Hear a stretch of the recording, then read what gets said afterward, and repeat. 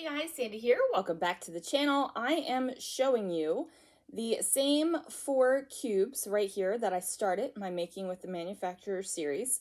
I haven't even gone halfway through the alphabet yet, but look at that. I have 2 completely empty plastic paper holders from not only doing this series, but also, my normal scrapbooking, but it is causing me to pull out manufacturers and papers that I don't think about.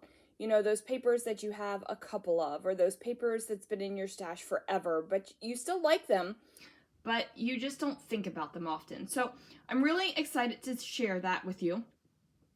I'm gonna scroll over just a little bit, and that see that guy right there? That plaid holder, that is all my paper house paper, and that has been separate from Making with the Manufacturers. I was on the design team for a couple of years, and there's some basics in there that I just absolutely love and keep reaching for again. So that's going to be separate. And then over there are Christmas and Disney papers. So separate, right? Like everybody has their own things that they keep separate, and those are cardstocks. Anyway, this is that, and that's not paper. This is what I have left of my manufacturers, and now I'm going to pull out the next bin and see what manufacturer we are up to and make a layout. All right, guys, so I grabbed my next paper here, and we worked with Gen X, and I still have that one sheet left from 2004. Still love it, so it's going to stay in the stash. And then next I have Gossamer Blue. Now Gossamer Blue is no longer around, like a lot of the papers in here. So let's go through what I have. I have this red and white, almost graph, and on the back is circles with some floral bits. Some lovely red and white here, and then some colors. I don't know how to describe that. Some dots and some triangles, some yellow graphic design with some lines and a definite grid on that side, some green circles here, and then a like a dot diamond print. So these were designed by In a Creative Bubble.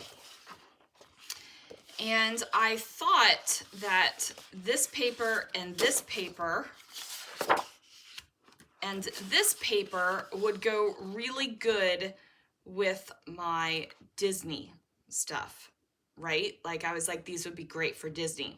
So if I put those in the Disney and I use up these 2 papers, that might be an option, but I kind of want to go on with this whole circle thing and use this. That yellow is not really matching that orange, but these papers together with all these circles that are going on are rocking my world. So if I use these and put, and then that's just a graph paper. You know what? I'm not going to put these in the Disney stash. These color scream Disney to me, but I'm not going to do it because the only thing that is transferring from this plastic tote to the Disney plastic tote.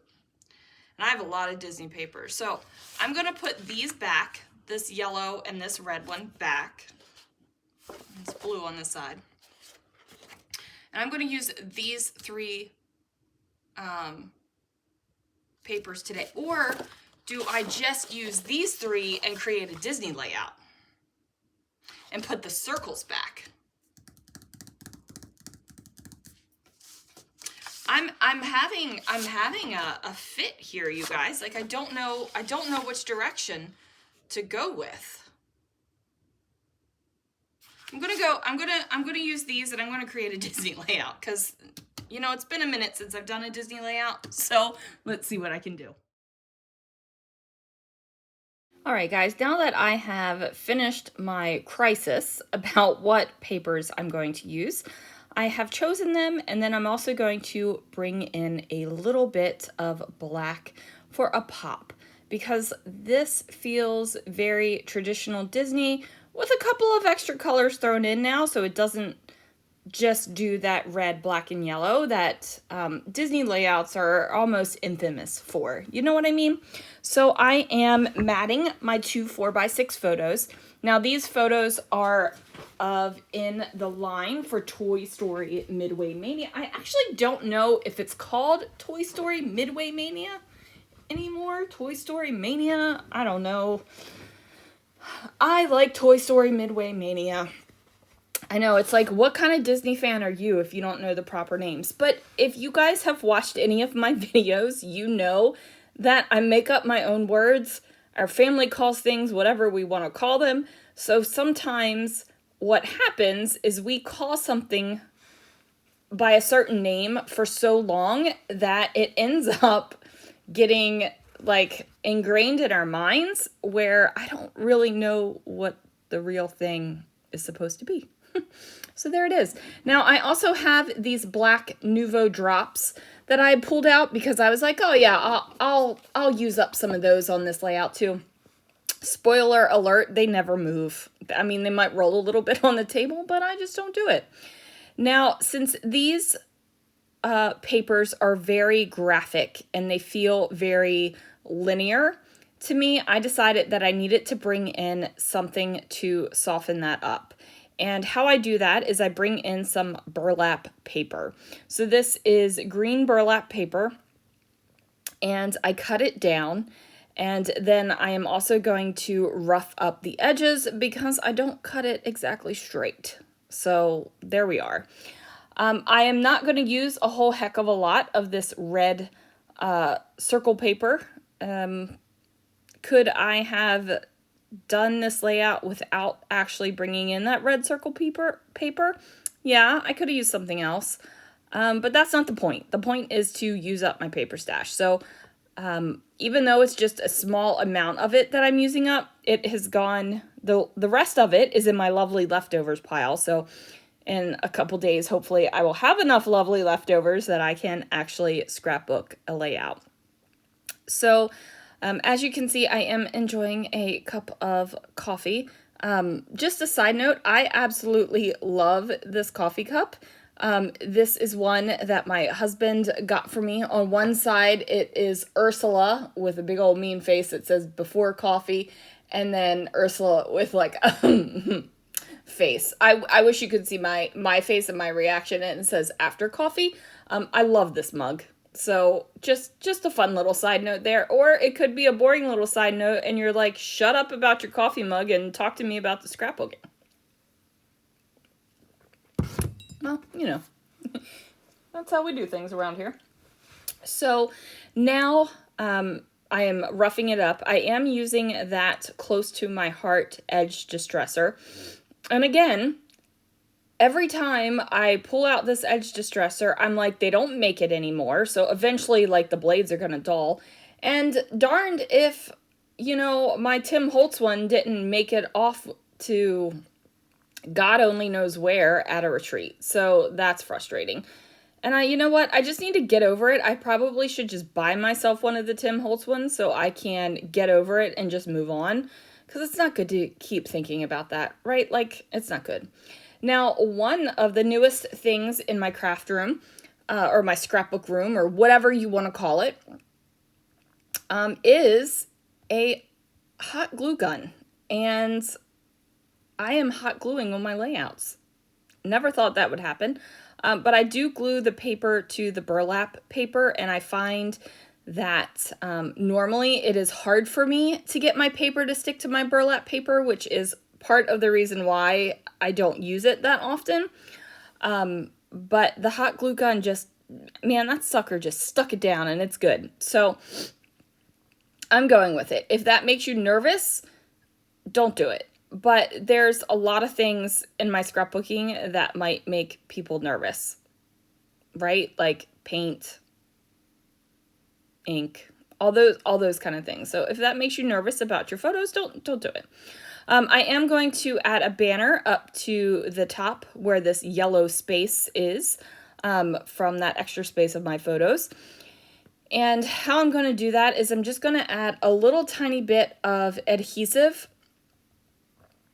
on the back side of it. And then since this is just chipboard shapes with no adhesive on the back, not that it would really work with the adhesive if the adhesive was on the back anyway, because you and I both know that adhesive doesn't last on the back of these kind of products. So I'm going to pop them back in like a puzzle, and I'm just going to use that as a template as where I want my banner pieces to go. So that now that I've got them popped back in, I pull off the chipboard kind of holder, and then I am going to make a little whirly twirly over here with my it's not really embroidery thread, it's some sort of thread. I don't know, I don't even remember where I got it, but it's like a hairy thread. It's so weird. It's like a hairy thread. It's not clean like embroidery thread is. Does that make sense? I know I'm doing a really poor job of explaining it, but in my head, this is hairy thread and embroidery floss is clean thread. So if you're like, whoa, girl's a maniac, yeah, a little bit. And again, I'm pulling in that hot glue gun because let me just tell you, getting your little twirly whirlies to stay where you want them is a pain in the butt. Of course, you could staple them, but I didn't want staples on this layout. I kind of wanted this to be more of a less is more layout. I wanted the colors to be what hits you instead of product. I wanted a little bit of different texture to get that graphic linear look a little bit softer, but I did not want a whole heck of a lot of product on this layout. So using the hot glue gun to put my hairy thread down over that banner was absolutely a stroke of genius. And yeah, a stroke of genius. I'm going for it because it just worked so well. So well. Now, there are some other little bits that I pull off of this chipboard sheet. This little hello, tiny little chipboard ticked me off to no end. I ended up just pulling off the top layer of color because it was so stuck in there. It didn't want to let go. So I just adhere that down there. It says hello fun. And then I'm going to add something else down there, a little bit decorative, but at this point I'm not exactly sure what it is. And I'm also thinking I need to add a little bit of something to the top of my layout too. I'm totally okay with that white space. I say white space in quotes, with that red background, but it needs something because my layout is definitely feeling very heavy on the bottom. So I go through my stickers and my Disney stickers, and I've got this kind of humper border sticker, so I'm going to bring that in. And I instantly, this adds weight to the top of the page. So now it doesn't feel like my layout is going to kind of fall down, right? Like it's not going to fall out the bottom of my page. And that is probably something that is just me feeling that way. But, you know, I did feel that way. So it was time to, you know, add some weight. I also decided to add a little bit of that torn red paper up at the top, just because I felt like it needed a little extra shock of color up there. And then I add the camera down there as my final embellishment. So that is going to do it for this layout, you guys. Thanks so much for joining me for Making with the Manufacturers. Let me know if you have any Gossamer Blue products left. I was really sad when they went under, or they closed shop. I don't want to say they went under. That doesn't sound very nice. Anyway, thanks so much for watching, and I will see you guys again real soon for another video.